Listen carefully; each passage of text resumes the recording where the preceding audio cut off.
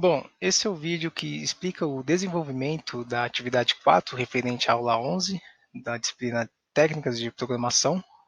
Então, nesse caso, nós fizemos um programa de desenvolvimento, no caso de cadastro de pacientes, né, um CRUD.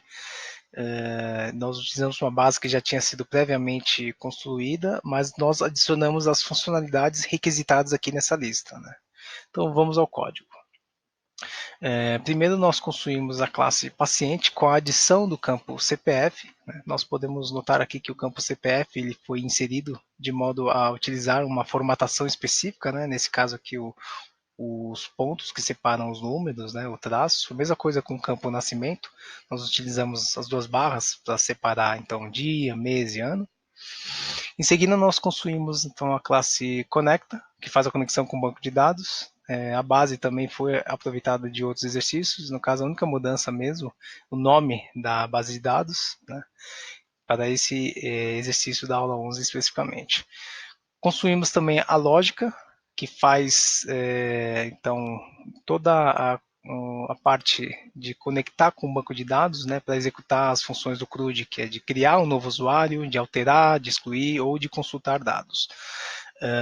Vamos então ao programa para ver como ele se comporta.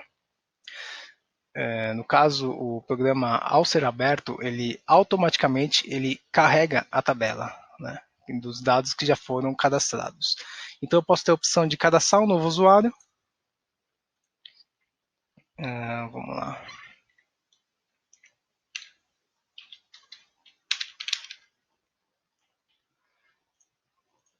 Se eu deixar o campo vazio, eu vou mostrar como exemplo. Se eu deixar o campo vazio, ele vai aparecer uma mensagem de erro. Tá? Então, deixa eu só botar aqui para... se eu quiser, então, cadastrar um novo usuário, eu vou... Só que antes disso, o sistema ele vai checar se todos os campos foram preenchidos. Se tiver um campo vazio, eu tenho que preencher, que é o que eu vou fazer agora. E aí sim, o paciente foi cadastrado com sucesso, ele aparece aqui na parte de baixo. Se eu quiser, então, alterar um dado de um usuário já cadastrado ou excluir, basta eu clicar na tabela no paciente que eu quiser. Eu posso, por exemplo, nesse mesmo usuário que eu acabei de cadastrar, eu posso excluir. Paciente excluído com sucesso. Então perceba que os botões eles são habilitados, né, conforme o uso, né, do sistema. Se eu quiser alterar um usuário, então clico em cima do usuário, mudo o campo que eu quiser mudar e vou apertar novamente no botão salvar. Só que dessa vez o botão salvar ele está habilitado para alterar o dado do usuário e não para cadastrar um novo usuário. Nós vamos ver isso no código. Paciente atualizado com sucesso. Então nesse caso, na função do botão salvar, ele primeiro vai checar se os campos estão preenchidos, né? Então, se tiver vazio, ele vai emitir o sinal de alerta. Nós podemos ver aqui a formatação específica para o CPF, para a data. Se tiver tudo preenchido, então ele vai fazer o if else aqui, né? O primeiro if, nesse caso aqui, ele vai checar. Se a tabela estiver, nesse caso aqui, isSelectionEmpty for true, não tiver nada selecionado, ou seja, nesse caso aqui não tem nada selecionado. Então ele vai cadastrar um novo paciente, né? Então eu posso clicar em novo, os campos aqui vão ser habilitados e ele vai seguir essa ordem aqui, né? Então ele vai montar o paciente pegando os dados capturados em cada campo, vai armazenar no objeto paciente, vai enviar para a função cadastrar paciente da classe paciente DAO, que é justamente essa aqui, cadastrar paciente. Recebe paciente, os dados estão todos no objeto, e nós utilizamos aqui fazemos primeiro a conexão com o banco de dados e utilizamos o comando específico insert into, inserindo os dados necessários.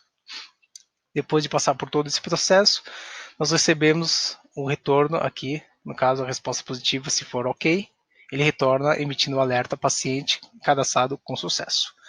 Agora, se eu fizer o contrário, se eu selecionar um paciente, vamos supor, selecionar o primeiro aqui da lista, Eduardo Startali. Então, a tabela aqui, isSelectionEmpty, ela deixa de ser true, vai ser false, porque está selecionado. Ela vem aqui embaixo para o else, E aí sim, ela vai fazer a checagem para permitir fazer a alteração do usuário. Então, se eu quiser, por exemplo, preencher aqui qualquer dado, ele vai ver se o campo está vazio, vai capturar no caso, o código, que é a primary key do usuário, né? Todos os pacientes têm uma primary key única, né? Essa parte aqui na casa da coluna do código, ela não pode repetir. Então, no caso do Eduardo, o código dele é 2, ele vai pegar o código, vai enviar, depois de também capturar todos os dados, armazenar em paciente, vai enviar, então, o paciente, os dados do Eduardo, o código, para a função alterar paciente. Então, na função alterar paciente, tá aqui, ele recebe, conforme eu falei, né? Paciente, o código, vai utilizar o comando update, vai inserir os dados, né? Que são necessários para fazer o cadastro não, a alteração, e o código, né? No caso, o where código, eu vou alterar apenas esse registro, né? Se der tudo certo, ele vai retornar com paciente atualizado com sucesso. E é o que nós podemos checar aqui agora. Apertar o botão salvar, paciente atualizado com sucesso.